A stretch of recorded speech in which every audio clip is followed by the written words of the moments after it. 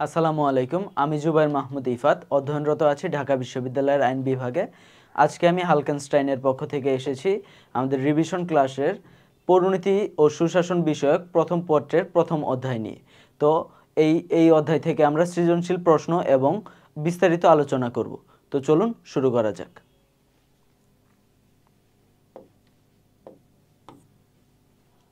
প্রথমে আমরা দেখি ঢাকা বোর্ড 2022-এর কোশ্চেন।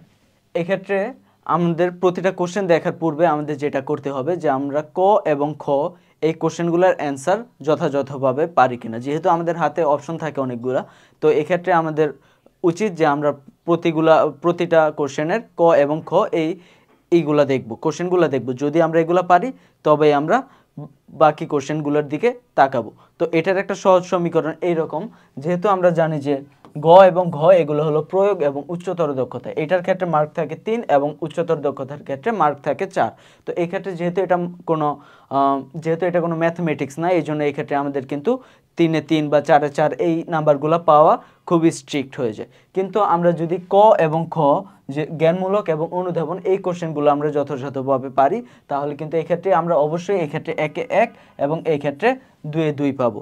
ঠিক আছে। এবং যখন তুমি এই ক্ষেত্রে এই দুইটা কোশ্চেনের অ্যান্সার তুমি খুব সহজে দিতে পারবা এবং খুব গুছিয়ে দিতে পারবা, তখন তুমি অবশ্যই টিচারের একটা নজরে চলে আসবা যে না, এই ছেলেটি ভালো মতো লেখাপড়া করেছে এবং সে বাকি অ্যান্সারগুলো ভালো মতো দিয়েছে। তো এই ক্ষেত্রে যখন আমরা এই দুটা অ্যান্সার খুব ভালো মতো দিব, তখন আমরা যখন গ এবং ঘ নাম্বার অ্যান্সার করব, তখন আমরা দেখতে পারবো যে এক্ষেত্রে আমাদের নাম্বারগুলো অটোমেটিক্যালি বেড়ে যাচ্ছে। তো এই ক্ষেত্রে আমরা দেখতে পারবো যে এই ক্ষেত্রে আমাদের অনেক সময় 3-এ 3 এবং এই ক্ষেত্রে আমাদের কিন্তু তোমার 3 প্লাস বা কখনো কখনো এর নিচে আর কি আসে না। ঠিক আছে, 3-এর নিচে কখনো কখনো আসে না এবং 4ও আসতে পারে। ঠিক আছে। তো আমরা দেখি যে এই ক্ষেত্রে আমরা প্রথমেই দেখব যে নগর রাষ্ট্র কি, এবং তারপর দেখব যে পৌরনীতিকে নাগরিকতা বিষয়ক বিজ্ঞান বলা হয় কেন। তো আমরা যদি অ্যান্সারে যাই তাহলে আমরা দেখতে পারবো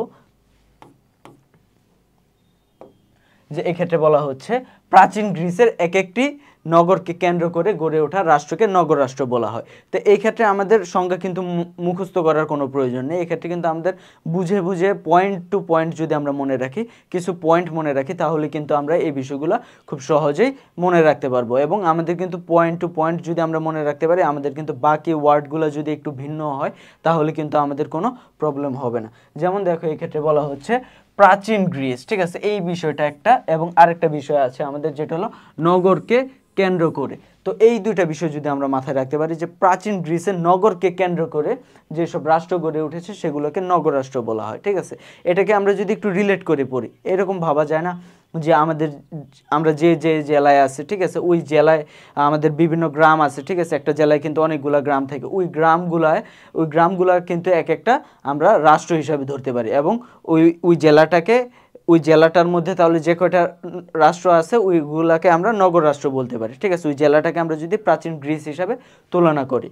ঠিক আছে, এবং খ নাম্বারে যদি আমরা যাই তাহলে এই ক্ষেত্রে দেখা যাচ্ছে যে আমরা কিন্তু যদি কোশ্চেনটার দিকে আবার যাই, দেখা যাচ্ছে এখানে বলা হচ্ছে যে পৌরনীতিকে নাগরিকতা বিষয়ক বিজ্ঞান কেন বলা হয়। তো এটার জন্য আমাদের সর্বপ্রথম কিন্তু মাথায় রাখতে হবে এটা, যে আমরা কিন্তু এই ক্ষেত্রে খ নাম্বারটা আমরা জানি যে খ নাম্বারটা এই ক্ষেত্রে আমাদের দুইটা প্যারা করে দিতে হয়, যদিও এখানে দুইটা আলাদা প্যারা দেয়া নাই, কিন্তু এই ক্ষেত্রে কিন্তু আমাদের যেটা আরেকটা বিষয় গুরুত্বপূর্ণ সেটা হলো যে প্রথম প্যারায় আমরা একদম টু দ্য পয়েন্ট, যেমন ঠিক যেভাবে এক্ষেত্রে যে আমাদের চেয়েছে যে নগর রাষ্ট্র কি, ঠিক যেভাবে আমরা নগর রাষ্ট্র কি এই বিষয়টা তুলে ধরেছি, ঠিক এইভাবে এক্ষেত্রে পৌরনীতিকে কেন নাগরিকতা বিষয়ক বিজ্ঞান বলা হয় এই বিষয়টাকে আমাদের তুলে ধরতে হবে। এবং এর জন্য কিন্তু আমাদের প্রথমে দেখতে হবে যে আমরা যদি দেখি এক্ষেত্রে বলা হচ্ছে কিন্তু নাগরিক জীবনের প্রতিটি ক্ষেত্রে পৌরনীতি আলোচনা করা হয় বলে এটাকে নাগরিকতা বিষয়ক বিজ্ঞান বলা হয়। এই দেখো, এই পর্যন্ত কিন্তু আমাদের সংজ্ঞাটা দেওয়া আছে। তো আমরা যদি এই অংশটুকু আমরা একটা প্যারায় নিয়ে আসি এবং এই জায়গা থেকে এই জায়গার মধ্যে আমরা যদি নিয়ে আসি, আরেকটা প্যারা নিয়ে আসি, তাহলে কিন্তু আমাদের বিষয়টা সুন্দর হবে। এবং এই ক্ষেত্রে ম্যাথ এর মতো নাম্বার পাওয়ার সবচেয়ে সহজ বিষয় হলো যেহেতু আমি এই ক্ষেত্রে একটা সংজ্ঞা দিয়ে দিলাম যে কেন নাগরিকতা বিষয়ক বিজ্ঞান বলা হয়। এই ক্ষেত্রে যদি তুমি এইটুকু অংশ নাও লেখো, শুধুমাত্র এই অংশটুকুর জন্য তুমি কিন্তু 1 মার্কস পেয়ে যাবে। এবং যদি তুমি এই ক্ষেত্রে এর সাথে এডিশনাল, যেহেতু এই ক্ষেত্রে আমাদের 2 মার্কস, এবং এই ক্ষেত্রে যদি আমরা এই ক্ষেত্রে দেখো লক্ষ্য অর্জন, ঠিক আছে, পৌরনীতির এবং কি কি বিষয়ে আলোচনা করা হয়, ঠিক আছে, এবং মূল বিষয়বস্তুগুলো কি, যে আমরা যখন এই বিষয়গুলোকে আমরা নাগরিকতার সাথে কিভাবে রিলেট করে লিখতে পারি, যেমন এই ক্ষেত্রে বলা হচ্ছে নাগরিক এবং নাগরিকতা, সুনাগরিকের গুণাবলী, নাগরিকের অধিকার, এই বিষয়গুলো যখন আমি তুলে ধরতে পারবো, ঠিক আছে, তখন কিন্তু আমাদের এই ক্ষেত্রে তোমার এর জন্য আরও 1 নাম্বার পেয়ে যাবো। এবং এই ক্ষেত্রে কিন্তু আমাদের এই ক্ষেত্রে তোমার নাম্বার কাটার কিন্তু কোনো সুযোগ নেই, ঠিক আছে। তাহলে কিন্তু এই ক্ষেত্রে তুমি 3-এর মধ্যে 3 কিন্তু তুমি পেয়ে যাচ্ছ, এই ক্ষেত্রে কিন্তু তোমার নাম্বার কাটার কোনো সুযোগ নেই। এবং এর মধ্যেই কিন্তু তোমার ইতিমধ্যে টিচারের একটা সুনজর এসে পড়েছে তোমার খাতার প্রতি, যে না এই ছেলেটা ভালো পারে। এবং এর মধ্যে তুমি আরেকটু ভালো কাজ করতে পারো, যেটা হলো এই ক্ষেত্রে তুমি ক এটা একটু নীলকালি দিয়ে লিখলা, ঠিক আছে, বা খ একটু নীলকালি দিয়ে লিখে আন্ডারলাইন করে দিলা, এবং এই যে অংশটুকু, ঠিক আছে, এই অংশটুকু তুমি করে দিলা, নীলকালি দিয়ে উপস্থাপিত করলা, ঠিক আছে। এই বিষয়গুলো যখন তুমি করবা, তখন কিন্তু খাতা দেখে টিচার তোমাকে নাম্বার দিতে বাধ্য, ঠিক আছে। তখন টিচার কিন্তু অনেক, আমরা দেখি যে টিচাররা সাধারণত বোর্ড এক্সামে আমাদের পৃষ্ঠা উল্টিয়ে যায়, যে কে কত পেজ লিখলো, এই বিষয়গুলো দেখা হয়। কিন্তু তুমি যখন এইভাবে লিখবা, তখন কিন্তু টিচার আর এই বিষয়গুলো তোমাকে এড়িয়ে যেতে পারবে না, তখন কিন্তু সে তোমাকে অবশ্যই এই ক্ষেত্রে তোমাকে নাম্বার দিতে বাধ্য থাকবে, ঠিক আছে। এবং এই ক্ষেত্রে আমরা যদি গ নাম্বার কোশ্চেনটার দিকে তাকাই, তাহলে গ নাম্বার কোশ্চেনটা ছিল এরকম, যে উদ্দীপকে উচ্চ মাধ্যমিকের যে বিষয়টির কথা বলা হয়েছে, তো কোন বিষয়টির সাথে এটা রিলেটেড যায়, দেখো এই ক্ষেত্রে আমাদের কিছু বিষয় বলা হচ্ছে, যে বৈশিষ্ট্য দেওয়া আছে নগর রাষ্ট্র সুনাগরিকের গুণাবলী, ঠিক আছে। তো এটা কোন বিষয়ের সাথে আমাদের রিলেটেড, এটা অবশ্যই পৌরনীতি এবং সুশাসন এই বিষয়ের সাথে রিলেটেড।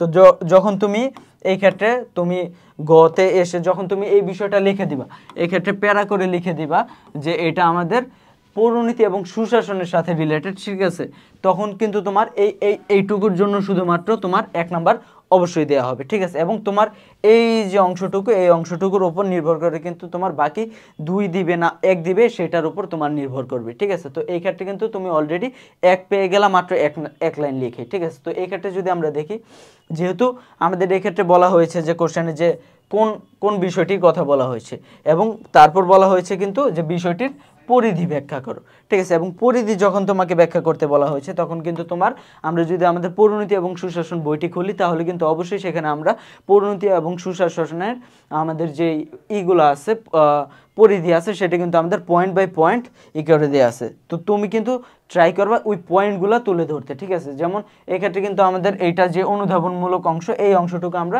3 থেকে 5 লাইনের মধ্যে লেখার চেষ্টা করব, ঠিক আছে। তো এই ক্ষেত্রে দেখো যে পৌরনীতি কি বা পৌরনীতি কি নিয়ে আলোচনা করে, ঠিক আছে, এই বিষয়টুকু কিন্তু তুমি করতে পারো, বা কি ক্ষেত্রে ভূমিকা রাখতে পারে এই বিষয়গুলো কিন্তু, যেমন তুমি দেখো পৌরনীতি ও সুশাসন নাগরিকের কি নিয়ে আলোচনা করে, ঠিক আছে, অধিকার ও কর্তব্য নিয়ে আলোচনা করে, তারপর বলা হচ্ছে কিংবা এক্ষেত্রে কি ভূমিকা রাখে, ঠিক আছে, বা কি প্রয়োজনীয় দিক নির্দেশনা। তুমি জাস্ট এই ক্ষেত্রে একটা ধারণা দিলা যে এই বিষয় নিয়ে পৌরনীতি আলোচনা করে, ঠিক আছে। এবং তারপর যখন তুমি করবা, যে এই ক্ষেত্রে উদ্দীপকে বলা হয়েছে কি, উদ্দীপকে যখন আমরা দেখবো যে উদ্দীপকে এই ক্ষেত্রে বলা হয়েছে যে উক্ত বিষয়টি নগর রাষ্ট্র এবং সুনাগরিকের গুণাবলী সম্পর্কে আলোচনা করে, তখন কিন্তু তুমি এই বিষয়টা তুলে ধরবে। এই ক্ষেত্রে আমাদের কিন্তু এই ক্ষেত্রে উদ্দীপকটা তুলে দেওয়ার দরকার নেই, যেহেতু এখানে উদ্দীপকে কোনো ঘটনার ব্যাখ্যা চাওয়া হয় না বা কোনো ঘটনাকে রিলেট করতে বলা হয়নি। তো এই ক্ষেত্রে আমাদের শুধু এই ক্ষেত্রে আমাদের উদ্দীপক তুলে খাতা বড় করার বা তোমার সময় নষ্ট করার কোনো প্রয়োজন নাই, ঠিক আছে। তুমি এই ক্ষেত্রে শুধুমাত্র বলে দিবা যে যেহেতু আমাদের এই ক্ষেত্রে উদ্দীপকে বলা হয়েছে নগর রাষ্ট্র এবং সুনাগরিকের গুণাবলী যেহেতু অন্তর্ভুক্ত করা হয়েছে, এই ক্ষেত্রে আমরা বুঝতে পারি যে এটা পৌরনীতি এবং সুশাসন। এবং এই ক্ষেত্রে তুমি তারপর কিন্তু আমাদের বইয়ের যে ইগুলা আছে, ধরো তোমার পরিধিগুলো আছে, ঠিক আছে, এবং পরিধিগুলো তখন তুমি এই ক্ষেত্রে ব্যাখ্যা করে দিতে পারবা, ঠিক আছে। এটা কিন্তু তখন তোমার এটা এভাবে না দিয়ে তুমি আরেকটু ভালোভাবে দিতে পারো। ধরো তুমি এই ক্ষেত্রে যে কি পরিধি আছে, যেমন ঠিক আছে এই ক্ষেত্রে বলা হচ্ছে রাষ্ট্রের সংখ্যা, এটা তুমি আলাদা একটা পয়েন্ট দিয়ে 1 নাম্বার দিয়ে একটা পয়েন্ট দিলা, তারপর 2 বার আন্ডারলাইন করে দিলে নীলকাল দিয়ে, তারপর দিলা তুমি এটা প্রকৃতি নিয়ে করে, ঠিক আছে, পৌরনীতি সুশাসনের প্রকৃতি নিয়ে আলোচনা করে, এইভাবে মার্ক করে দিলা, ঠিক আছে। তারপর তুমি বলতে পারো যে এটা কি করে, সরকারের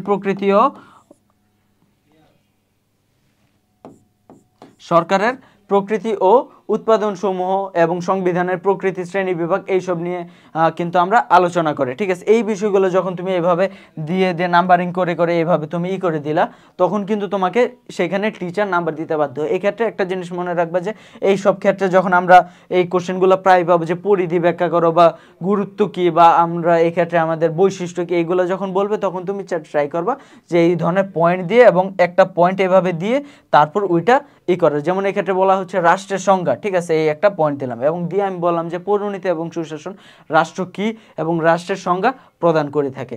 এবং তারপর তুমি বলতে পারো যে পৌরনীতি ও সুশাসন নাগরিক এবং সুশাসনের প্রকৃতি, উৎপত্তির ইতিহাস, নাগরিকদের বা রাষ্ট্রের উৎপত্তির ইতিহাস, এগুলো নিয়ে আলোচনা করে। এগুলো যখন তুমি বলবা এইভাবে ট্রাই করবা যে যেহেতু এটা 3 নম্বরের একটা কোশ্চেন, এক্ষেত্রে তুমি ট্রাই করবা 6টা পয়েন্ট দেওয়ার জন্য, ঠিক আছে। অ্যাটলিস্ট তুমি 3টা তো তোমার দিতেই হবে, ঠিক আছে। যদি সময় কম থাকে, যেই সব ক্ষেত্রে সময় কম থাকবে সেই সব ক্ষেত্রে তুমি 3টা দিবা, কিন্তু অ্যাটলিস্ট ট্রাই করবা প্রথম যে কোশ্চেনগুলো, তুমি সবসময় ট্রাই করবা প্রথম দিকের কোশ্চেন এবং শেষের যে কোশ্চেনটা সেগুলো বড় করে দেওয়ার জন্য এবং যথেষ্ট স্ট্যান্ডার্ড করে দেওয়ার জন্য। মাঝের এগুলো তুমি একটু ছোট করে আনলা, ঠিক আছে। মাঝের কোশ্চেনগুলো তুমি 20 মিনিটের মধ্যে কভার করে ফেললা এবং আগের এবং পরের কোশ্চেনগুলো তুমি, সৃজনশীল কোশ্চেনগুলো তুমি 25 মিনিটের মধ্যে কভার করে ফেললা।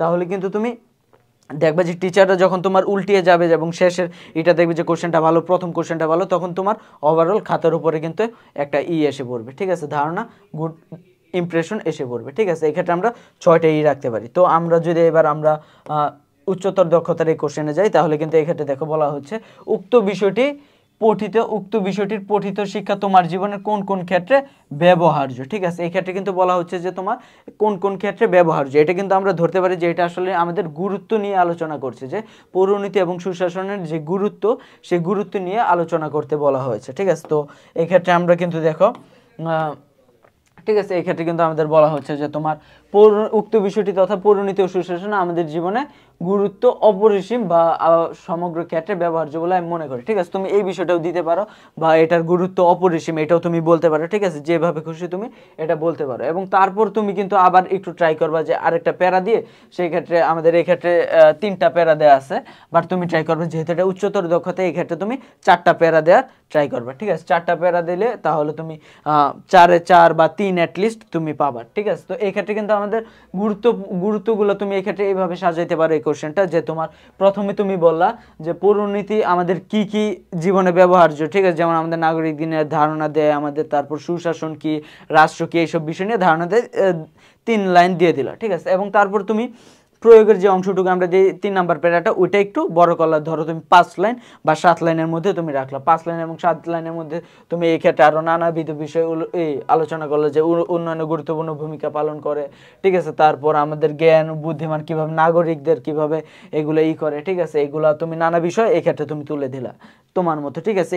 এইসব বিষয়গুলো কিন্তু কখনোই কোনো মুখস্থর বিষয় না যে আমি এই বিষয়গুলো দেবো। তুমি হ্যাঁ মুখস্থ রাখবা কোন বিষয়গুলো, যেমন গুরুত্ব কি কি, পয়েন্টগুলা, ঠিক আছে, যে এই গুরুত্ব তোমাদের বই বোল্ড করে যে অংশটুকু দেওয়া আছে হেডলাইনটুকু, ওই অংশটুকু তুমি মুখস্থ করলা, ঠিক আছে। এই মুখস্থ করার ফলে এবং পরীক্ষার হলে গিয়ে তুমি ওই পয়েন্টগুলো দিয়ে এবং তারপর তুমি তোমার ক্রিয়েটিভিটি অনুযায়ী ওগুলোকে ব্যাখ্যা করলা, ঠিক আছে। এই ক্ষেত্রে কিন্তু আমাদের এটা সবচেয়ে বেশি ভালো হয়, ঠিক আছে। এই ক্ষেত্রে কিন্তু তুমি দেখো এই ক্ষেত্রে এইভাবে না দিয়ে তুমি এইভাবে একটা প্যারা, তারপর এই অংশটুকু একটা 2টা প্যারা এবং এই অংশটুকু একটা 3টা প্যারা পর্যন্ত রাখলা। এবং চতুর্থ প্যারায় আমরা কিন্তু বলতে পারি যে, চতুর্থ প্যারায় গিয়ে কিন্তু আমরা বলতে পারি যে এটার গুরুত্ব এবং নিচে আমাদের কি কি জীবনে ব্যবহার্য ক্ষেত্র বা গুরুত্ব আলোচিত হলো, ঠিক আছে। এটা বলে তুমি গুরুত্বগুলো এভাবে 1 নাম্বার পয়েন্ট দিয়ে, ঠিক আছে, একটা বললা, 2 নাম্বার পয়েন্ট দিয়ে একটা বলে, ঠিক আছে, 2টা আন্ডারলাইন করলা, ঠিক আছে, 3 নাম্বার পয়েন্ট দিয়ে এভাবে আন্ডারলাইন করলা, ঠিক আছে। এইভাবে তুমি চাইবা যে তুমি এভাবে তোমার 6টা থেকে 8টা দেওয়ার, যেহেতু এটা 4 নাম্বার আমাদের, এই ক্ষেত্রে তুমি 8টা দেওয়ার ট্রাই করবে। ছোট তুমি এই ক্ষেত্রে বেশি ব্যাখ্যা করার দরকার নেই। এই ক্ষেত্রে তুমি ধরো 1 লাইন 2 লাইন ব্যাখ্যা করলে, কোনো ক্ষেত্রে 3 লাইন ব্যাখ্যা করলা, ঠিক আছে। তাহলে কিন্তু তোমার সময় খুব একটা অপচয় হবে না, ঠিক আছে। এটা আমি আমার নিজের অভিজ্ঞতা থেকে বলছি।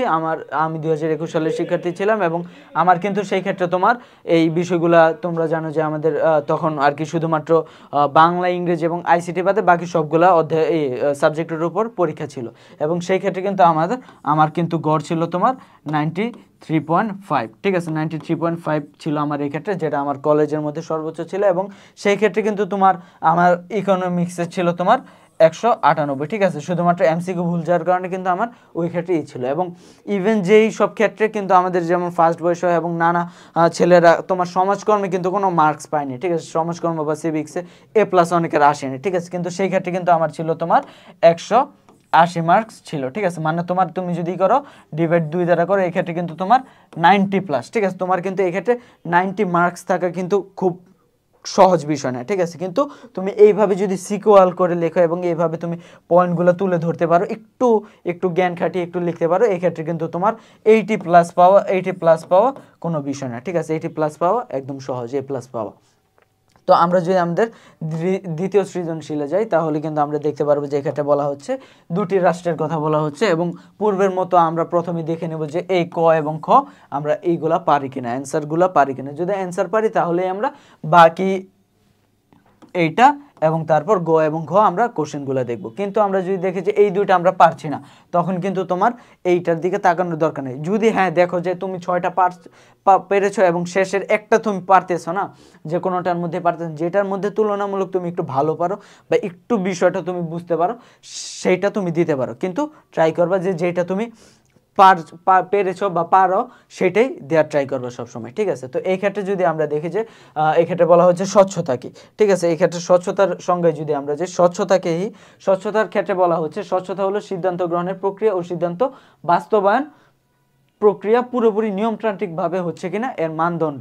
তো এই ক্ষেত্রে কিন্তু আমাদের যে বিষয়গুলো মনে রাখতে হবে সেটা হলো, দেখো তুমি সিদ্ধান্ত গ্রহণ এবং সিদ্ধান্ত বাস্তবায়ন, এই দুইটা বিষয় আমাদের মনে রাখতে হচ্ছে এবং তারপরে এগুলো নিয়ন্ত্রিতভাবে হচ্ছে কিনা, ঠিক আছে। এর যে মানদণ্ডটা সেটাকে বলা হচ্ছে স্বচ্ছতা। মানে তুমি দেখো এতগুলা ওয়ার্ড তোমার মনে রাখার কোনো প্রয়োজন নাই, শুধুমাত্র তুমি এই একটা ওয়ার্ড, একটা দুইটা, ঠিক আছে, আর এই 3টা ওয়ার্ড যদি তুমি মনে রাখতে পারো, তাহলে কিন্তু তুমি সুশাসন কি এই বিষয়টা, এই স্বচ্ছতা কি এই বিষয়টা কিন্তু তুমি খুব সহজেই বুঝতে পারবে, ঠিক আছে। এবং আমাদের খ নাম্বারে বলা হয়েছিল যে আইনের শাসন বলতে কি বুঝো। এই ক্ষেত্রে কিন্তু তোমার যে ক্ষেত্রে পূর্বে নেই বলেছিলাম যে প্রথমে তোমাকে সংজ্ঞা দিতে হবে যে আইনের শাসন কি, ঠিক আছে। দেখো এই ক্ষেত্রে কিন্তু বলা হচ্ছে যে আইনের শাসন বলতে, তার মানে আইনের শাসনটা কি সেই বিষয়টা কিন্তু আমাদের প্রথম লাইনে ব্যাখ্যা করা হয়েছে, ঠিক আছে। এবং পূর্বে নেই বলবো যে এই বিষয়টা দেওয়ার ফলে কিন্তু তোমার এই ক্ষেত্রে 1 নাম্বার সিকিউর হয়ে যাচ্ছে। এবং যখন তুমি তারপরে তোমার এই ক্ষেত্রে 3 থেকে 5 লাইনের বিষয়টি দিয়ে দিবে যে আইনের শাসন, ঠিক আছে, কি কিভাবে আমাদের সাহায্য করে, এই বিষয়গুলো কিন্তু তুমি করতে পারবে। আইনের বিষয় আমাদের ব্যক্তির সাম্য বা স্বাধীনতা রক্ষা কবচের ক্ষেত্রে কি কিভাবে আমাদের সাহায্য করে, এই বিষয়গুলো কিন্তু তুমি তখন দিতে পারবা, ঠিক আছে। এবং এর ফলে কিন্তু আমরা যখন এই বিষয়টুকু আমাদের ঠিক থাকবে, এই বিষয়টা কিন্তু আমাদের খুব একটা মুখ্য বিষয় না, এটা আমাদের তখন গৌণ বিষয় হয়ে যাবে। এবং এই ক্ষেত্রে কিন্তু তোমাকে 1 দিয়ে দিবে টিচার, ঠিক আছে। এই ক্ষেত্রে কিন্তু তুমি 2 সিকিউর করে নিতে পারবে এবং মোট তুমি 3 কিন্তু পেয়ে যাচ্ছ, ঠিক আছে। এবং আমরা যদি এই ক্ষেত্রে তাহলে যদি দেখি আমরা এক্ষেত্রে বলা হচ্ছে দুটি রাষ্ট্রের কথা বলা হচ্ছে এবং দুটি রাষ্ট্র, যে ক্ষেত্রে ক রাষ্ট্রের বৈশিষ্ট্য বলা হচ্ছে যে ক রাষ্ট্র এক্ষেত্রে তুমি বলা হচ্ছে যে আইনের শাসন, রাজনৈতিক স্থিতিশীলতা, প্রশাসনিক স্বচ্ছতা ইত্যাদির প্রভাবে সুখে শান্তিতে মানুষ বসবাস করছে। এবং তারপর আমাদের বলা হচ্ছে খ রাষ্ট্র, যে ক্ষেত্রে আমাদের বলা হচ্ছে দুর্নীতি, স্বজনপ্রীতি, প্রশাসনিক জটিলতা সহ নানাবিধ কারণে দুর্দশাগ্রস্ত। এবং এই ক্ষেত্রে কিন্তু আমাদের গতে বলা হচ্ছে ক রাষ্ট্র এবং ঘতে বলা হচ্ছে খ রাষ্ট্র। তো গতে কি বলা হচ্ছে যে ক রাষ্ট্রের জনগণ কোন প্রভাবের কারণে সুখে শান্তিতে বসবাস করছে, কোন কারণ, এই ক্ষেত্রে কিন্তু আমাদের তোমার প্রথমে দিতে হবে কোন কারণ বা কোন প্রভাবটা আছে এটা। তো তোমার আমরা যদি দেখি যে এই যে ক দেশের যে বৈশিষ্ট্য, এই বৈশিষ্ট্যগুলো কি আইনের শাসন, তারপর বলা হচ্ছে আমাদের রাজনৈতিক স্থিতিশীলতা, প্রশাসনিক স্বচ্ছতা, এগুলো আসলে কি, এগুলার মূল বিষয় কি, এই 3টার মূল বিষয় কিন্তু আমাদের সুশাসন, ঠিক আছে। যখন আমরা তোমার এই 3টা বিষয়কে যদি আমরা একসাথে করি তাহলে দেখতে পারবে যে এটা হলো সুশাসন। এবং যখন আমরা খ নামক রাষ্ট্রটা দেখব, খ নামক রাষ্ট্রটায় কি কি অবস্থা বিরাজমান, এই ক্ষেত্রে আছে দুর্নীতি, এই ক্ষেত্রে আছে আমাদের স্বজনপ্রীতি এবং এই ক্ষেত্রে আছে আমাদের প্রশাসনিক জটিলতা। তো এই ক্ষেত্রে এটা কোনটা, ঠিক আছে, এটা হলো যেখানে সুশাসন নেই, ঠিক আছে, যেখানে সুশাসন নেই, ঠিক আছে। তার মানে আমরা কিন্তু দেখো অ্যান্সারগুলো কিন্তু পেয়ে যাচ্ছি যে প্রথমটা কতে বলা হচ্ছে আমাদের যে ক্ষেত্রে সুশাসন আছে এবং খতে বলা হচ্ছে যে ক্ষেত্রে আমাদের সুশাসন নেই, ঠিক আছে। এই বিষয়গুলো কিন্তু আমরা খুব সহজে বুঝতে পারি, ঠিক আছে। তাহলে কিন্তু আমরা অ্যান্সার কিন্তু দেখো আমরা পেয়ে গেলাম, ঠিক আছে। তো যখন তুমি এই ক্ষেত্রে দিবা যে রাষ্ট্রের জনগণ সুশাসনের প্রভাবে সুখে শান্তিতে বসবাস করছে এবং এই ক্ষেত্রে দিবা যে খ রাষ্ট্রের জনগণের দুর্দশা দূরীকরণে কি কি সুপারিশ করবে, ঠিক আছে।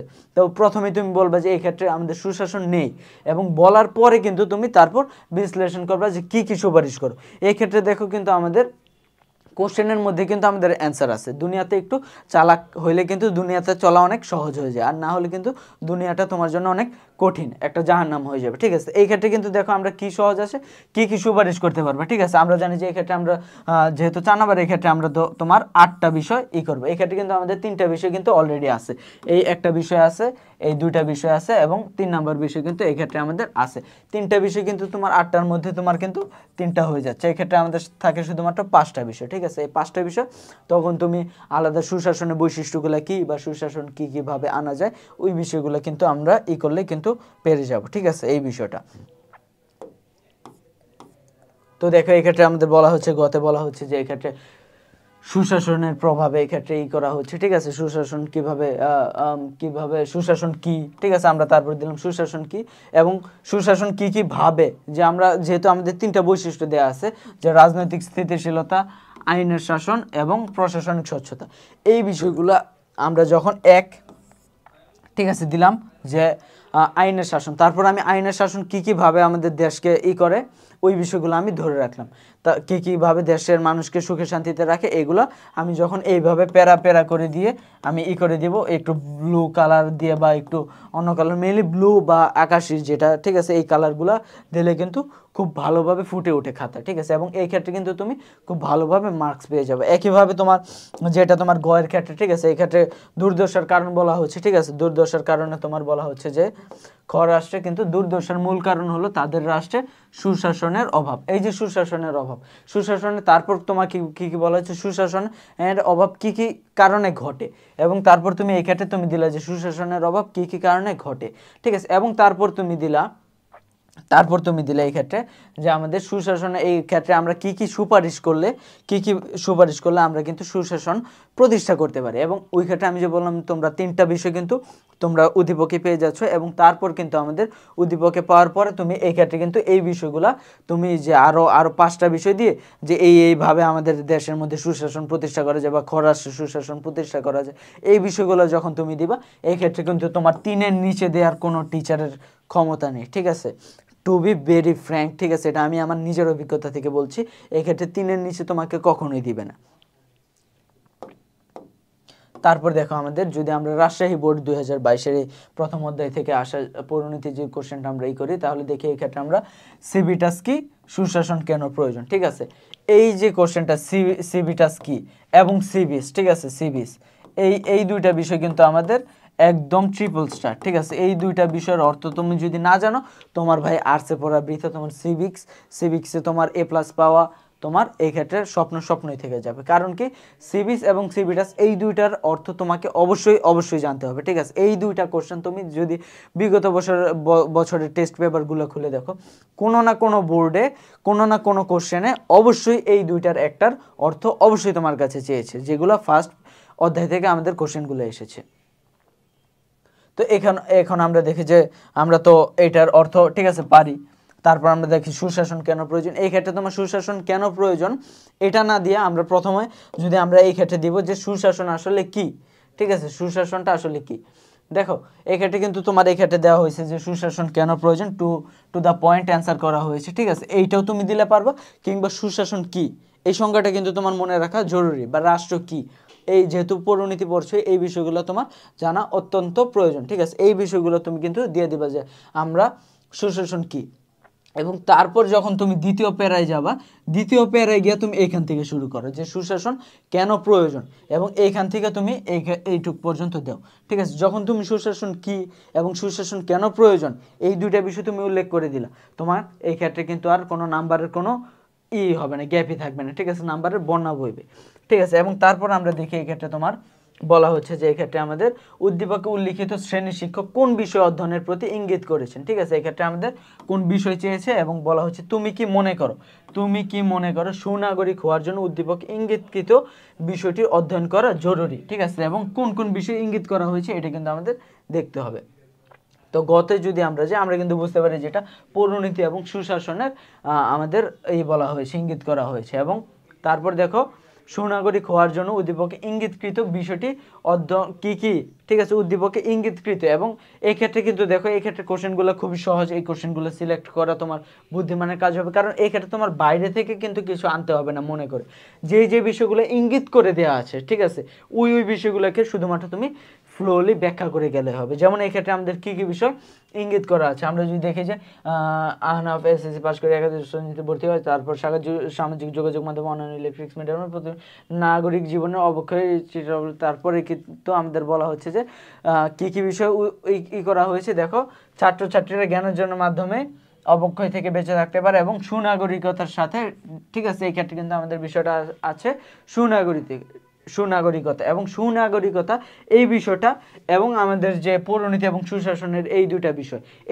বিষয় তুমি যদি বৈশিষ্ট্যগুলো বা সুনাগরিক কিভাবে হওয়া যায় এই বিষয়গুলো যদি তুমি একটু ব্যাখ্যা করতে পারো, তাহলে কিন্তু এই ঘ নাম্বারে কিন্তু আমাদের 3 থেকে 4 পেয়ে যাবো, ঠিক আছে, মার্কস। তো এই ক্ষেত্রে দেখো আমাদের গতে বলা হচ্ছে, ঠিক আছে, উদ্দীপকে উল্লেখিত পৌরনীতি এবং সুশাসন। যখন তুমি এই পৌরনীতি এবং সুশাসন এই ওয়ার্ডটা তুমি প্রথম প্যারার মধ্যে করে দিলা, তখনই কিন্তু তুমি 1 মার্কস পেয়ে যাবে, ঠিক আছে। এবং তারপর তুমি যদি বলো যে এই ক্ষেত্রে পৌরনীতি এবং সুশাসন কি, এই বিষয়টা বললা, ঠিক আছে। এবং তারপর তুমি সবসময় মনে রাখবা যে তুমি গ নাম্বারে এসে শেষ প্যারাতে তুমি এসে উদ্দীপকের ঘটনাটা বলবা যে উদ্দীপকে আমরা কিভাবে মিলছে, ঠিক আছে। যেমন গ নাম্বারে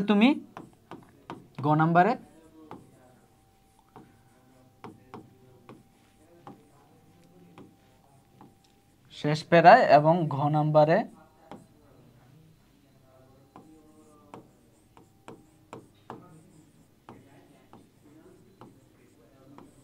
3 নং প্যারাতে, ঠিক আছে, ঘ নাম্বারে 3 নং প্যারাতে এবং ঘ নং অ্যান্সার আমরা শেষের প্যারাতে যদি আমরা এইগুলা করি যে উদ্দীপকের কথাটা আনি, তাহলে কিন্তু আমাদের এটা স্ট্যান্ডার্ড যেটা বলা হয়, ঠিক আছে।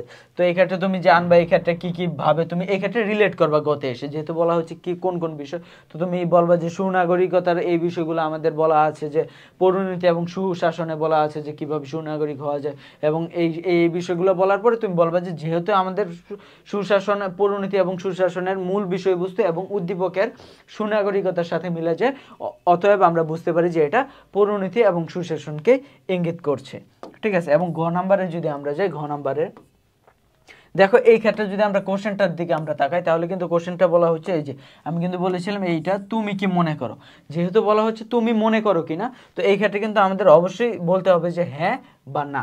তুমি যদি মনে করো যে হ্যাঁ এটা দরকার, তা একমত হও, তাহলে বলবা হ্যাঁ। আর যদি মনে হয় যে না তুমি এটার সাথে একমত না, তুমি বলে দেবা যে এটা আমি একমত নই, ঠিক আছে। এবং কিছু ক্ষেত্রে আমাদের কিন্তু এরকম আসে যে তুমি কি এই ক্ষেত্রে করো কিনা, ঠিক আছে, তখন কিন্তু তুমি ধরো যে তুমি আর কোনো সৃজনশীল পারতেছো না, তখন তুমি এইটা আছে যে তুমি হ্যাঁ বা না বুঝতে পারছো না, তখন তুমি কি করবা, এই ক্ষেত্রে এই ডিরেক্ট হ্যাঁ বা না, এটা এই ক্ষেত্রে ডিরেক্ট হ্যাঁ বা না কিন্তু আমাদের বলার তখন প্রয়োজন নাই, যেহেতু আমি বুঝতে পারছি না। তো এই ক্ষেত্রে আমি যদি ভুল দিয়ে দিই, তাহলে কিন্তু আমাদের সমস্যা হয়ে যাবে, সেই ক্ষেত্রে কিন্তু তুমি এটা স্কিপ করে যাবে এই ক্ষেত্রে, ঠিক আছে। এই ক্ষেত্রে তুমি বলবে যে গুরুত্ব অপরিসীম বা অপরিহার্য বা এই প্রয়োজন, এই বিষয়গুলো বলার পরে তারপর তুমি যেহেতু সুনাগরিকতার বিষয়টা আছে, ঠিক আছে, এই জন্য তুমি এই ক্ষেত্রে সুনাগরিকতা বিষয় কি এটা বললা। তারপর তুমি উদ্দীপকের সাথে উদ্দীপক থেকে কি ভাবে আমাদের কোন বিষয়কে ইঙ্গিত করা হয়েছে ওই বিষয়গুলো আরেকটা 3 নাম্বার প্যারায় দিলা। এবং তারপর তুমি যে 4 নাম্বার প্যারা আছে ওই 4 নাম্বার প্যারায় এসে তুমি বললা যে হ্যাঁ অতএব এই কারণে এই বিষয়গুলো ইঙ্গিত করা হয়েছে এবং এই বিষয়গুলো এর সাথে রিলেটেড, এভাবে কিন্তু তুমি বলে দিতে পারবা। আচ্ছা, তারপর যদি আমরা যশোর বোর্ড 2022-এর এই কোশ্চেনটা যদি আমরা দেখি, তাহলে কিন্তু আমরা এই ক্ষেত্রে দেখতে পারবো যে এই ক্ষেত্রে বলা হচ্ছে সুশাসন কি এবং জবাবদিহিতা বলতে কি বোঝো। আমি কিন্তু ইতিপূর্বে বলে দিয়েছি যে সুশাসন এই সংজ্ঞাগুলো মনে রাখা কিন্তু খুবই জরুরি, কারণ এই সংজ্ঞাগুলো আমাদের কতে আসে এবং এইগুলা কিন্তু আমাদের গ এবং ঘতেও আমাদের প্রয়োজন হয়, ঠিক আছে। তো এই ক্ষেত্রে কিন্তু আমরা দেখবো যে সুশাসন কি এই বিষয়টা এবং জবাবদিহিতা কি এই বিষয়গুলো আমরা লিখবো, ঠিক আছে, যেভাবে বলেছি সেভাবে করার ফলে, ঠিক আছে। তারপর কিন্তু আমরা তোমার এটা যেতে পারি। তারপর আমরা দেখি যে এক্ষেত্রে আমাদের গ এবং ঘতে কি বলা হয়েছে। গতে বলা হয়েছে যে উদ্দীপকে তোমার পাঠ্য বইয়ের কোন বিষয়টির ইঙ্গিত করা হয়েছে, কোন বিষয়টি, ঠিক আছে। এবং তারপর বলা হয়েছে যে উদ্দীপকে উল্লেখিত বিষয়টির ক্রমবিকাশ, ঠিক আছে, ক্রমবিকাশ বলা হচ্ছে। আচ্ছা, এই ক্ষেত্রে আমরা যদি দেখতে পারি যে এমন একটি বিষয় পড়ানো হয় যে বিষয়টি তাদের মধ্যে দেশপ্রেম এবং জাতীয়তাবাদের সৃষ্টি দেওয়া হয়েছে, নাগরিকদের দায়িত্ব এবং কর্তব্য সম্পাদনে উদ্বুদ্ধ করে এবং রাজনৈতিক প্রতিষ্ঠান এবং সংগঠন সম্পর্কে ধারণা দেয়। তো এটা কি, এটা অবশ্যই আমাদের পৌরনীতি বিষয়কে বোঝানো হচ্ছে। ঠিক আছে, তুমি এই বিষয়টা বুঝে গেলে যে পৌরনীতি কি, এবং সেক্ষেত্রে তুমি পৌরনীতির পরিধি যেটা আমরা ইতিপূর্বে কিন্তু পড়ে এসেছি। ঠিক আছে, আমরা দেখে এসেছি পূর্ববর্তী সৃজনশীলগুলোতে, এবং এইটা কিন্তু খুবই জরুরি। আমি প্রথমে বলেছিলাম যে যে তোমার এই পৌরনীতির পরিধি, পৌরনীতির বৈশিষ্ট্য, পৌরনীতির তারপর আমাদের পৌরনীতির ক্রমবিকাশ বা পৌরনীতির যেসব গুরুত্ব, এই বিষয়গুলো কিন্তু আমরা পয়েন্টগুলো মনে রাখবো, কারণ এগুলো আমাদের প্রতিটা ক্ষেত্রে প্রয়োজন হয়। ঠিক আছে, পরিধি এবং তারপর কিন্তু বলা হচ্ছে ক্রমবিকাশ সম্পর্কে ধারণা দেও। ঠিক আছে, তো আমরা যদি ক এবং খতে দেখি, ক এবং সুশাসন কি, এক ধরনের শাসন প্রক্রিয়া যার মাধ্যমে ক্ষমতা সুষ্ঠুভাবে চর্চা করা হয়। তো এই ক্ষেত্রে আমাদের কি বলা হচ্ছে যে শাসন প্রক্রিয়া, সুশাসন মানে সুশাসন, শাসন। ঠিক আছে, তো এটা একটা শাসন প্রক্রিয়া, এবং তারপর বলা হচ্ছে যার মাধ্যমে ক্ষমতা সুষ্ঠুভাবে চর্চা করা হয়, সুষ্ঠুভাবে চর্চা, দ্বারা কিন্তু এক্ষেত্রে আমাদের সুষ্ঠু চর্চাকে বোঝানো হচ্ছে, এবং শাসন দ্বারা আমাদের কিন্তু এই ক্ষেত্রে শাসন প্রক্রিয়াকে বোঝানো হচ্ছে। এবং তারপর কিন্তু আমাদের এই ক্ষেত্রে বলা হচ্ছে যে আমাদের যে জবাবদিহিতা বলতে কি বুঝো। ঠিক আছে, আমরা কিন্তু এই ক্ষেত্রে আমরা যাবো যে জবাবদিহিতা বলতে কিন্তু আমরা এই ক্ষেত্রে বুঝতে পারি কি, জবাবদিহিতার যে সংজ্ঞাটা আছে বা জবাবদিহিতার প্রথমে তুমি সংজ্ঞা দিলা। ঠিক আছে, এক্ষেত্রে জবাবদিহিতা তোমার যদি ধরো তোমার যে কোশ্চেনটা আসছে সেটা তুমি সংজ্ঞাটা পারো না, যেমন জবাবদিহিতার সংজ্ঞা তুমি পারো না, সেই ক্ষেত্রে কিন্তু তুমি বলতে পারবে যে সুশাসন প্রতিষ্ঠায় এটা একটা বড় নিয়ামত। ঠিক আছে, কিন্তু এইটার চেয়ে ভালো হবে তুমি যদি এই ক্ষেত্রে এইভাবে করো যে সুশাসনটা আসলে বা জবাবদিহিতা আসলে কি। ঠিক আছে, জবাবদিহিতা কি, এবং তারপর তুমি বললা যে সুশাসন প্রতিষ্ঠায় জবাবদিহিতা একটা বড় নিয়ামক এবং এইভাবে আমাদের কাজ করে, তাহলে কিন্তু আমাদের বিষয়টা অনেক সুন্দর হবে এবং আমাদের ম্যাথ অনুযায়ী নাম্বার প্রদান করা হবে। এবং তারপর গতে আমরা তো বলা হয়েছে ইতিপূর্বে যে এটা আসলে প্রথমে তুমি দিবা যে পৌরনীতি এবং সুশাসন, এবং তারপর তুমি এক্ষেত্রে পৌরনীতি এবং সুশাসন কি এটা তুমি একটু ব্যাখ্যা করলা, এবং তারপর এটার তুমি করলা, তুমি কি বলে এটার তুমি পরিধি ব্যাখ্যা করলা। ঠিক আছে, এবং তারপর যদি তারপরের কোশ্চেনে আমরা যাই, ঠিক আছে, এক্ষেত্রে কিন্তু আমাদের বলা হচ্ছে, এক্ষেত্রে আমাদের কোশ্চেনটা ছিল আমাদের ক্রমবিকাশ সম্পর্কে ধারণা দাও।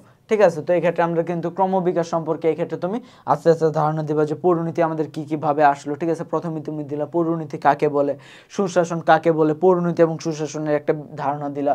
তারপর তুমি বললা যে প্রাচীন গ্রিস থেকে এটা আমাদের উঠে এসেছে, প্রাচীন গ্রিসে, তারপর নাগরিকদের জন্য, নাগরিকদের সুবিধার জন্য, নাগরিকদের এই কাজের জন্য। ঠিক আছে, এই বিষয়গুলো আমাদের এইভাবেই ক্রমবিকাশ আস্তে আস্তে এটা ঘটেছে, একদম প্রাচীন কাল থেকে এই নাগরিকদের মনে একটা নিজেদের জন্য কিছু করার একটা ছিল। তারপর তুমি এইভাবে যেটা তুমি বুঝতে পেরেছো একদিন সিভিক্স পড়ে, সেই বিষয়গুলো কিন্তু তোমার এক্ষেত্রে ধারণা দিতে হবে। তবে যেভাবে সিকোয়েন্স বলেছি, প্রথমে তুমি পৌরনীতি কি এই বিষয়টি দিলা, তারপর সুশাসন এবং পৌরনীতি একটা রিলেট করলা, তারপর উদ্দীপকের সাথে তুমি রিলেট করলে, এবং তারপর তুমি চতুর্থ প্যারায় এসে তুমি এই বিষয়গুলো করে তুলে ধরবা যে পৌরনীতি আসলে কিভাবে ক্রমবিকাশ ঘটেছে। ঠিক আছে, তারপর আমরা কুমিল্লা বোর্ড 2022-এর যদি আমরা কোশ্চেনটা দেখি, তাহলে দেখতে পারবো যে সিভিটাস কি। এই যে আমি কিন্তু এটা মার্ক করে দিয়েছিলাম। ঠিক আছে, দেখো তুমি সবগুলো কোশ্চেন কিন্তু আমরা দেখতে পারতেছি এখন পর্যন্ত আমরা 2022 সালে আছে, এবং 2022 সালের মধ্যে কিন্তু আমাদের দুইটা বোর্ডে ইতিমধ্যে 5টা কোশ্চেনের মধ্যে 2টার মধ্যে আমাদের কিন্তু সিভিটাস কি এই অর্থটা এসে পড়েছে। ঠিক আছে, এবং এই কোশ্চেনটা কিন্তু আমাদের এসে পড়েছে, পৌরনীতিকে নাগরিকতা বিষয়ক বিজ্ঞান কেন বলা হয়। ঠিক আছে, তো এটা কিন্তু আমাদের আর করার দরকার নেই। ঠিক আছে, এবং তারপর কিন্তু আমাদের বলা হচ্ছে রাফেতের বাবা কোন বিষয়টির অধ্যয়নের কথা বলেছে, এটার কিন্তু তোমার প্রয়োজন নাই, কারণ তুমি এই ক্ষেত্রে বুঝতে পারো যে সুনাগরিক হওয়া যাবে। ঠিক আছে, তারপর এটা রাজনীতি এবং সরকার সংশ্লিষ্ট বিষয়ক আলোচনা করে। ঠিক আছে, এটা কিন্তু আমরা বুঝতে পারি যে এটা আমাদের পৌরনীতি এবং সুশাসন। তো সেই ক্ষেত্রে তুমি পৌরনীতি এবং সুশাসন কি, পৌরনীতি এবং সুশাসনের বৈশিষ্ট্য, এই বিষয়গুলো তুমি ব্যাখ্যা করে দিবা। ঠিক আছে, প্যারা দিয়ে। এবং তারপর যদি আমরা দেখি তোমার এক্ষেত্রে উদ্দীপকে উল্লিখিত বিষয়টি কিভাবে রাফায়েতকে সুনাগরিক হিসাবে গড়ে তুলতে সাহায্য করে। ঠিক আছে, এবং এটা কিন্তু আমরা পূর্ববর্তী কোশ্চেনে দেখেছি যে কিভাবে এটা সুনাগরিক হতে আমাদের সাহায্য করে। ঠিক আছে, এই বিষয়টা কিন্তু তুমি অবশ্যই ওইভাবে লিখে দিবা।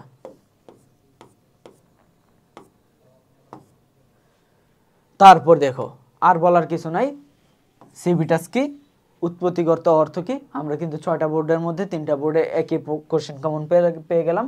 তারপর নাগরিকের স্থানীয় দিক বলতে কি বোঝানো হয়, ঠিক আছে, নাগরিকের স্থানীয় দিক বলতে কি বোঝানো হয় এটা যদি তুমি বুঝতে পারো, ঠিক আছে। তারপরে এই ক্ষেত্রে আমাদের দেখা যাচ্ছে গ এবং ঘতে বলা হচ্ছে কোন বিষয়টি কোন বিষয়, এই যে দেখো প্রথম অধ্যায় থেকে যে কোশ্চেনগুলো আসে, কোন বিষয়টি বা ওই বিষয়টির পরিধি, ওই বিষয়টির বৈশিষ্ট্য, ওই বিষয়টির গুরুত্ব, ওই বিষয়টির ক্রমবিকাশ, এই কোশ্চেন এই 4টা 5টা টপিকই কিন্তু তুমি যদি একটু করো, ঠিক আছে, তাহলে কিন্তু তোমার এই চ্যাপ্টার থেকে আসা যে কয়টা কোশ্চেন তুমি কিন্তু খুব সহজেই অ্যান্সার করতে পারবা। এবং দেখো আমরা প্রিভিয়াস যে কোশ্চেনটা দেখেছিলাম ওই কোশ্চেনের সাথে কিভাবে সুনাগরিক হিসাবে গড়ে তুলতে সাহায্য করে, ওই একই বিষয় কিন্তু এক্ষেত্রেও বলা হচ্ছে, ঠিক আছে। তো আমরা যদি এক্ষেত্রে খ নাম্বার অ্যান্সারটা দেখি, এটা কিন্তু একটু আমাদের আনকমন, এতগুলোর মধ্যে এটা আসেনি। এটা আমরা যদি দেখি যে পৌরনীতি এমন একটি বিষয় যেটি নাগরিকের স্থানীয়, জাতীয় ও আন্তর্জাতিক বিষয় নিয়ে আলোচনা করে, ঠিক আছে। এক্ষেত্রে কিন্তু পৌরনীতি কি এই একটা বিষয় বলা হলো, ঠিক আছে। পৌরনীতি কি আমরা কিন্তু এক্ষেত্রে জানতে চাওয়া হচ্ছে নাগরিকের স্থানীয় দিক, তো এটা যেহেতু পৌরনীতি রিলেটেড বিষয়, তো তুমি এক্ষেত্রে 2টা অ্যান্সার করতে পারো ওই উপরে জ্ঞানমূলকের জন্য। সেটা হলো তুমি নাগরিক কাকে বলে, বা তুমি দিতে পারো যেহেতু এটা পৌরনীতি এবং সুশাসনের, পৌরনীতি কাকে বলে, ঠিক আছে। এই 2টা বিষয়ের যে কোনো একটা বিষয়, ঠিক আছে। যেহেতু এক্ষেত্রে দেখো খুব বুদ্ধি করে, এক্ষেত্রে কিন্তু আমাদের পৌরনীতি কি সেই বিষয়টা আমাদের বলা হচ্ছে, বা কি বিষয় নিয়ে আলোচনা করে সেই বিষয়টা বলা হচ্ছে। এবং তারপর এটা কিভাবে আমাদের স্থানীয় দিক বলতে কি বোঝায়, এই বিষয়গুলো আমাদের এক্ষেত্রে কিন্তু তারপর আমাদের এক্ষেত্রে বলা হয়েছে, ঠিক আছে। এই বিষয়গুলো কিন্তু আমাদের এক্ষেত্রে তুলে ধরা হয়েছে, ঠিক আছে। এবং তারপর তো আমরা গ এবং ঘ নাম্বার কিন্তু আমরা পূর্ববর্তীতে আমরা আলোচনা করেছি, ঠিক আছে। তো এটার নতুন করে আলোচনা করার কিছু নেই, ঠিক আছে। তারপর আমরা যদি দেখি সিলেট বোর্ড 2022, ঠিক আছে, এক্ষেত্রে আমাদের এই ছিল যে নেতৃত্ব কি, নেতৃত্ব কি গণতান্ত্রিক মূল্যবোধ, এই যে গণতান্ত্রিক মূল্যবোধ কিন্তু অনেক ধরনের গণতান্ত্রিক মূল্যবোধ, সমাজতান্ত্রিক সামাজিক মূল্যবোধ, পরিবেশগত মূল্যবোধ, ঠিক আছে, বা রাষ্ট্রীয় মূল্যবোধ, ঠিক আছে, এরকম মূল্যবোধ দেওয়া আছে। এবং মূল্যবোধ কি এই সংজ্ঞাগুলো মুখস্থ রাখবে, যে মূল্যবোধ কি এবং মূল্যবোধের আন্ডারে, ঠিক আছে, যে এই তোমার এইগুলা থাকে গণতান্ত্রিক বা এই সেগমেন্টগুলো থাকে, ওই মূল্যবোধগুলো কি, এগুলো একটু রাখার, মেমোরাইজ রাখার ট্রাই করবা, ঠিক আছে। তো এই ক্ষেত্রে যদি আমরা দেখি নেতৃত্ব কি, নেতৃত্ব আমরা পূর্বের মতো এক্ষেত্রে আমাদের যেই কি পয়েন্টসগুলো আছে ওই কি পয়েন্টসগুলো আমরা খুঁজে বের করবো, যে নেতৃত্ব হলো একটি শক্তিশালী কৌশল, এটা হলো একটা কৌশল, ঠিক আছে। কি কৌশল, যার মাধ্যমে কি হয়, লক্ষ্য অর্জন হয় অন্যান্য ব্যক্তিকে পরিচালিত, প্রভাবিত ও নিয়ন্ত্রণ করতে, ঠিক আছে, পরিচালিত, প্রভাবিত এবং নিয়ন্ত্রণ করতে এই ক্ষেত্রে কিন্তু আমাদের এই বিষয়গুলো ব্যবহৃত হয়, ঠিক আছে, নেতৃত্ব। এবং তারপর আমাদের বলা হয়েছিল যে এই ক্ষেত্রে গণতান্ত্রিক মূল্যবোধ কি, এই ক্ষেত্রে কিন্তু প্রথমে তুমি দিতে পারো যে গণতান্ত্রিক মূল্যবোধের সংজ্ঞা, ঠিক আছে। এই দেখো গণতান্ত্রিক মূল্যবোধের সংজ্ঞা এই ক্ষেত্রে আমাদের প্রদান করা হয়েছে, গণতান্ত্রিক মূল্যবোধ কি, এবং তারপর তুমি গণতান্ত্রিক মূল্যবোধের কিছু মানদণ্ড, ঠিক আছে, বা গণতান্ত্রিক মূল্যবোধ আমাদের কি কি বিষয় মেনে চলে, বা গণতান্ত্রিক মূল্যবোধগুলো কি কি কাজ করে, ওই বিষয়গুলো কিন্তু তুমি তুলে ধরলেই এই ক্ষেত্রে আমাদের আর কিছুর প্রয়োজন হবে না, ঠিক আছে। এবং তারপর তোমার এই ক্ষেত্রে বলা হচ্ছে কোন বিষয়ের, মজিদ, সাজিদ ও জাহারা কোন বিষয়ের কথা বলছে, তো এই ক্ষেত্রে বলে বোঝা যাচ্ছে যে রাষ্ট্রের সংজ্ঞা, রাষ্ট্রের উপাদানসমূহ, সংবিধান, রাজনৈতিক, এই বিষয়গুলো কে আলোচনা করে, অবশ্যই পৌরনীতি এবং সুশাসন। এবং পৌরনীতি এবং সুশাসন তুলে দিয়ে এটা কি এবং এটা কি কি বিষয় নিয়ে আলোচনা করে, উদ্দীপকের সাথে কিভাবে রিলেটেড এই বিষয়গুলো তুমি তুলে ধরলে হবে। এবং তারপর দেখো শেষোক্ত বক্তব্যের সাথে তুমি একমত কিনা, ঠিক আছে, এক্ষেত্রে শেষোক্ত বক্তব্যটা কি এবং তুমি একমত কিনা, এই 2টা বিষয়।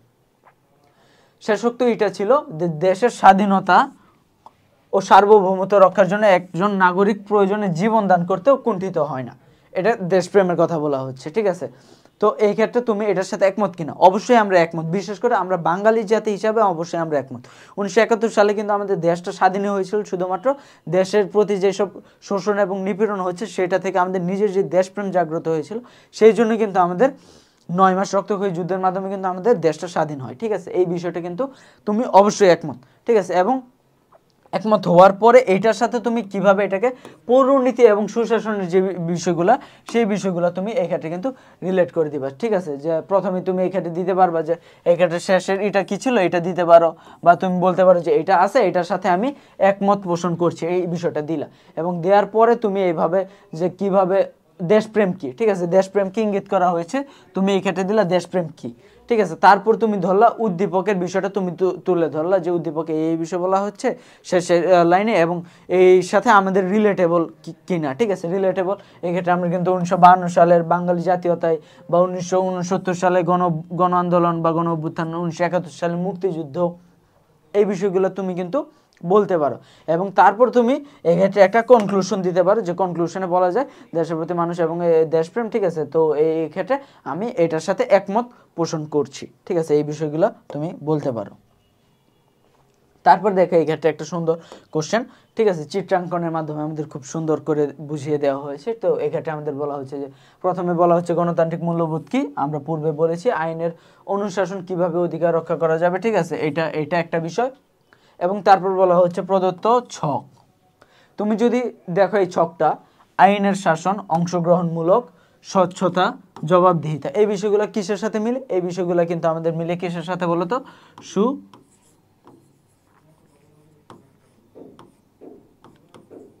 সুশাসনের সাথে কিন্তু এই বিষয়টা আমাদের মিলে, ঠিক আছে। এবং তো তুমি এক্ষেত্রে কিন্তু বলতে পারো সুশাসন। এবং পরে বলছে যে তুমি কি মনে করো উদ্দীপকের আলোচিত বিষয়গুলো সুশাসন প্রতিষ্ঠায় সহায়ক, ঠিক আছে।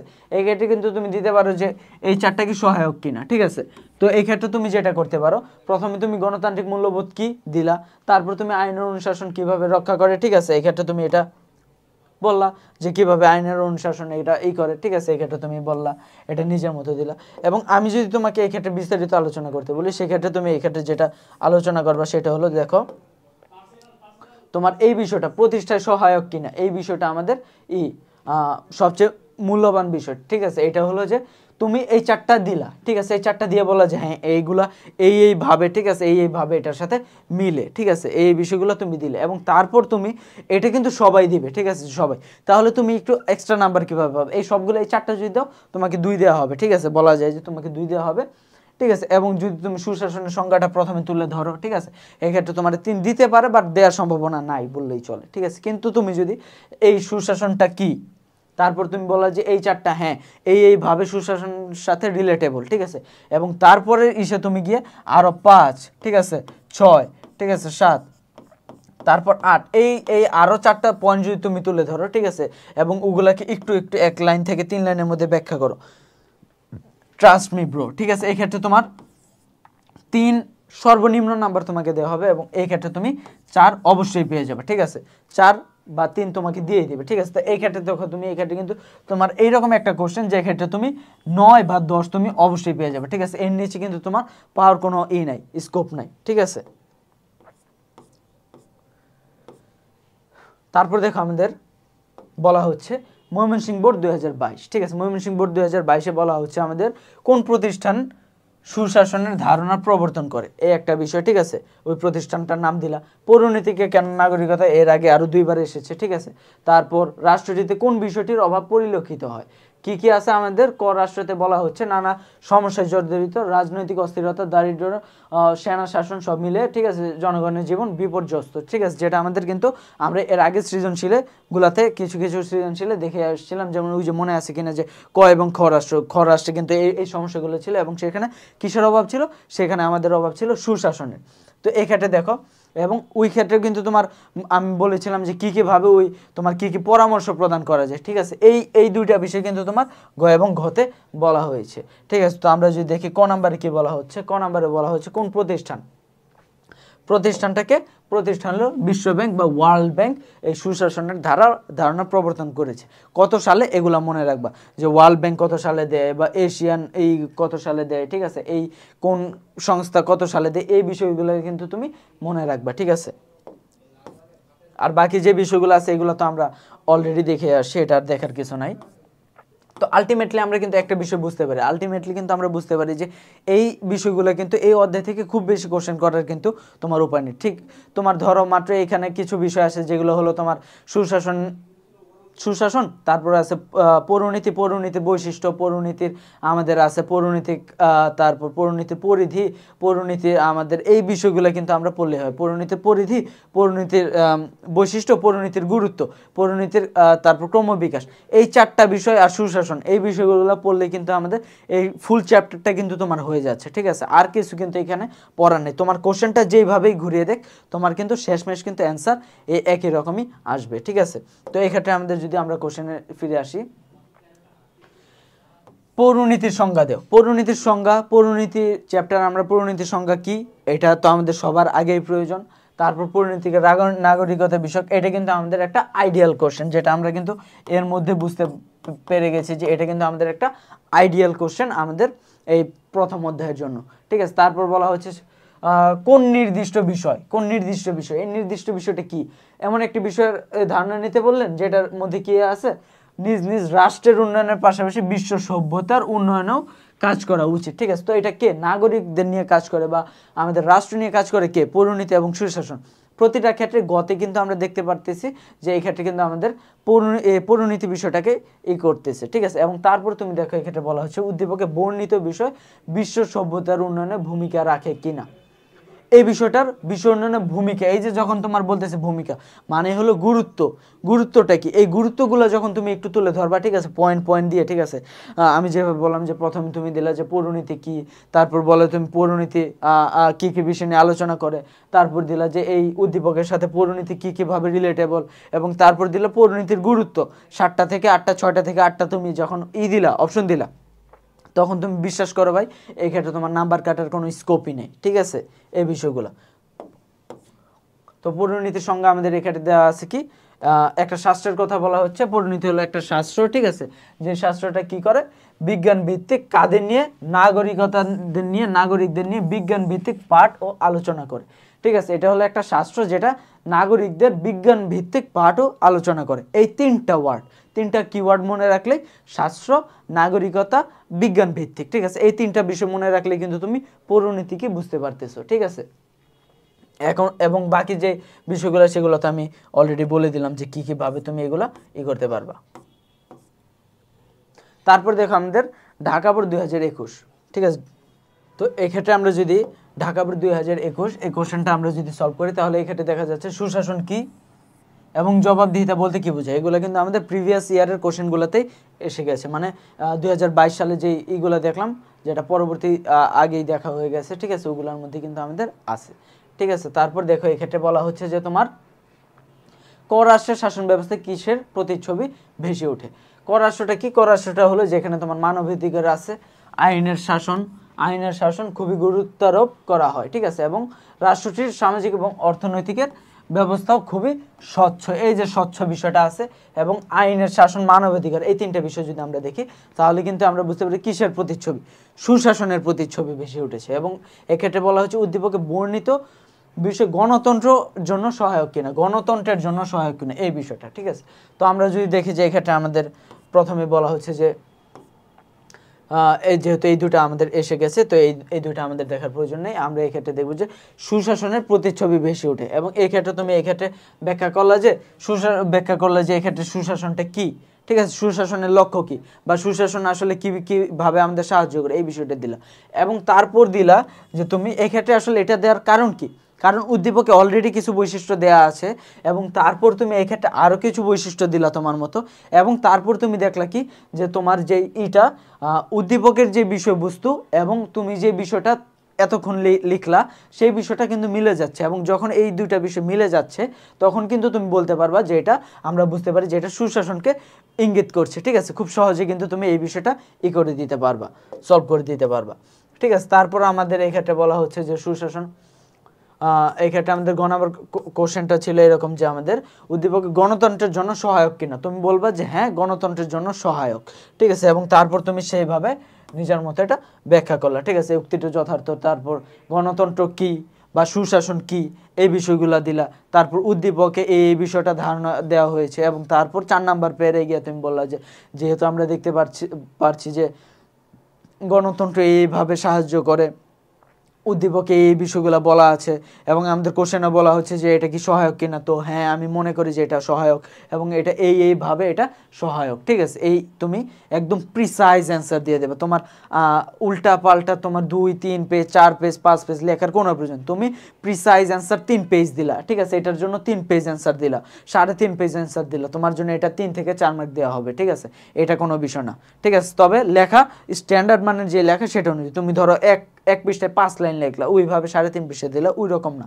বা তুমি অনেক ছোট ছোট করে লিখলা, তাহলে কিন্তু তোমার দেখা যাচ্ছে যে নর্মাল মানুষের 4 পৃষ্ঠা এবং ওই যে ছোট ছোট করে লেখা ওর কিন্তু 2 পৃষ্ঠা একই সমান। তো সেক্ষেত্রেও কিন্তু তোমার সমস্যা হবে না, ঠিক আছে। ওই বিষয়টা স্ট্যান্ডার্ড যে 4 পৃষ্ঠা বা 3 পৃষ্ঠা ওই পরিমাণ লিখলে কিন্তু হয়ে যাবে। 14 নাম্বার আমরা যদি কোশ্চেন দেখি তাহলে কিন্তু আমরা এক্ষেত্রে দেখব যে সিভিটাস কি, আইন বলতে কি বোঝায়। পূর্ববর্তী আমাদের অলরেডি এসে পড়েছে, কোন বিষয়ের প্রতি ইঙ্গিত করেছে, ঠিক আছে। আমরা কিন্তু এটা বুঝতে পারছি যে এটা কিসের সাথে। জনাব সালমান রাষ্ট্রপতি, হ্যাঁ বেশি দিন থাকলে চলে সার্বভৌমত্ব স্বাধীনতা, ঠিক আছে, বিপন্ন হয়ে যাবে, ঠিক আছে। এই ক্ষেত্রে কি বলা হচ্ছে, ভীষণভাবে কি অধিকাংশ মানুষ দায়িত্ব পালনে উদাসীন, ঠিক আছে। এই যে উদাসীন, তার মানে এই ক্ষেত্রে কোন বিষয়ের প্রতি ইঙ্গিত করছে, সুশাসনের অভাব। এবং তারপরে এই ক্ষেত্রে বলে সুনাগরিক হওয়ার জন্য, ঠিক আছে, উক্ত বিষয়টির পরিধি। এই ক্ষেত্রে সুশাসন এবং পৌরনীতির এই যে পরিধিটা প্রথমে তুমি দিলা, দেওয়ার পরে হালকা করে 3 থেকে 5 লাইনের মধ্যে দিয়ে দিলে সুনাগরিক হওয়ার ক্ষেত্রে এটা কি ভাবে এটা তোমার করে জরুরি বা কি ভাবে এটা তোমার কাজ করে, এই বিষয়গুলো দেওয়ার ফলে কিন্তু তোমার এটা কিন্তু সলভ হয়ে যাচ্ছে, ঠিক আছে। তারপর দেখো আমাদের আজকে সর্বশেষ সৃজনশীল কোশ্চেন, যেটার মধ্যে বলা হচ্ছে তোমার নাগরিকতা কি।